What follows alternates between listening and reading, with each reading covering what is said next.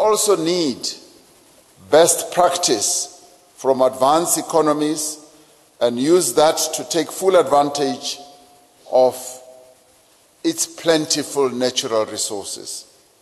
Strategic relationships with countries like Japan are critical to this effort.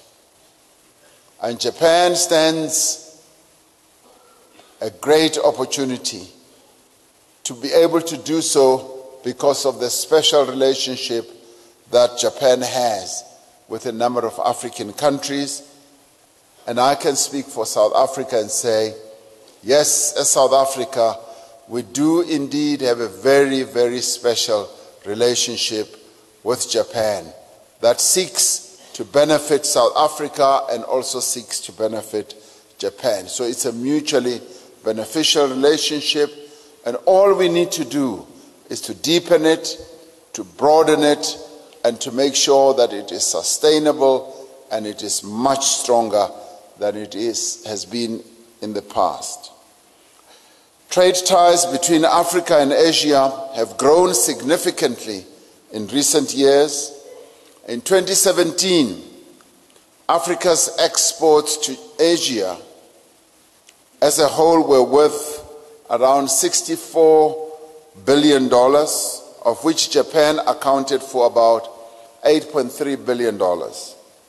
However, the current basket of exports is very much commodity-based, exposing Africa's countries to price fluctuations and denying them the opportunity to extract additional value from these commodities. African economies, therefore, need to diversify. They need to shift towards greater production of intermediate and final consumer and industrial products. These countries then need to ensure that their own manufacturing capabilities feed into the regional as well as the global value chain. As it stands, Africa is the second fastest growing region in the world and has a good number of developing countries. In the past decade, it has grown at a rate of 2 to 3 percentage points faster than global GDP. Regional growth is predicted to reach 4.3% in 2018, up from 3.4% projected for 2017 and 2.2% that was achieved in 2016. This upward trend is driven by increasing foreign direct investment flows, public investment in infrastructure, and higher agricultural productions. In the near future, Africa's youth will contribute significantly to the competitiveness of the continent. In Africa, we have what we call a youth dividend. We are a youthful continent of young people who are hungry for progress, of young people who are hungry for technology, but also techno-savvy, who are able to utilize new technological innovations. And we now stand at the cusp of these young people becoming creators, becoming innovators, becoming manufacturers. And these capabilities are capabilities that will soon be unlocked, and indeed, in a number of countries, these capabilities are being unlocked. You know very well that when a country, when a continent has such a great dividend and a great resource of young people, it is a continent and a country that will be going places. So we are, as a continent, and I can testify to this also as a country, we are going to go places. And our engines are revving, and we are about to take off. And you will soon see Africa taking off like a plane takes off from an airport.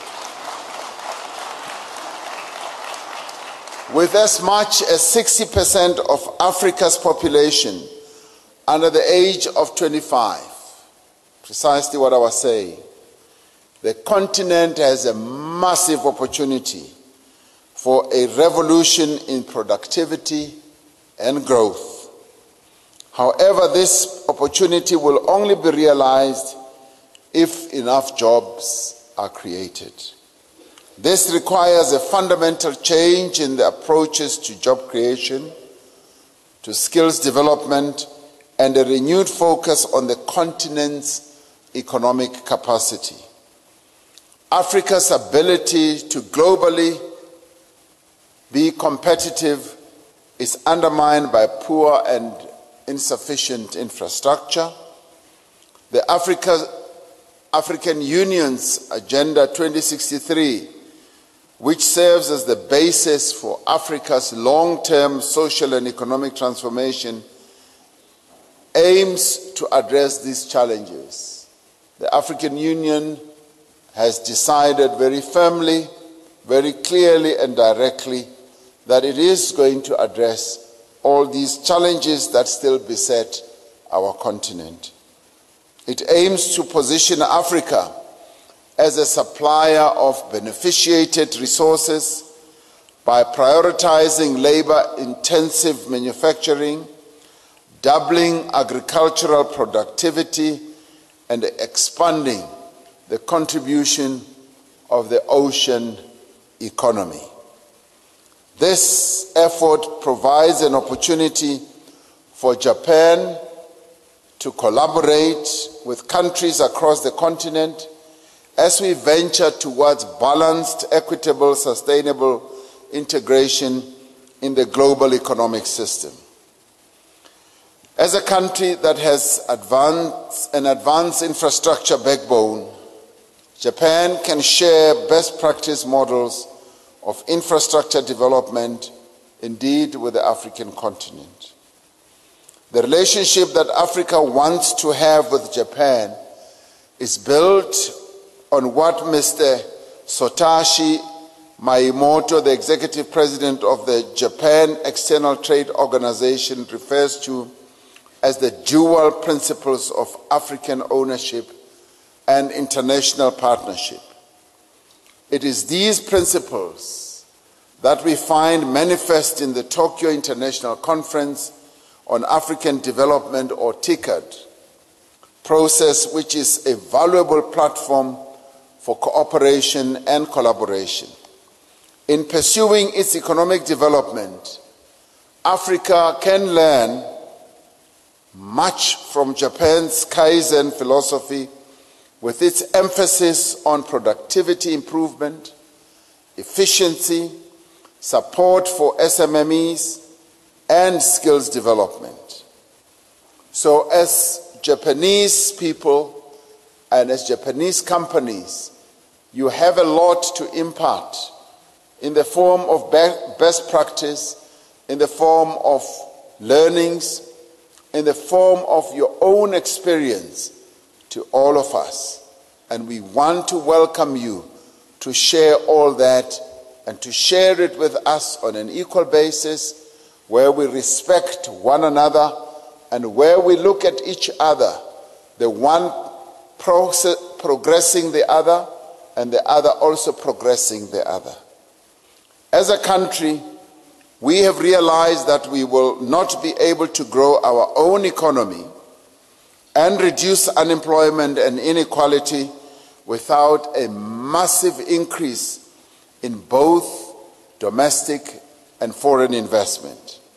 We've therefore embarked on what I call a very ambitious drive that aims to generate and to attract at least $100 billion in new investment. Minister Davis says in 3 years, and I can see that he's so enthusiastic. He wants to do it in 3 years. And I had thought 5 years, but I welcome the minister's enthusiasm that he wants to do it in 3 years.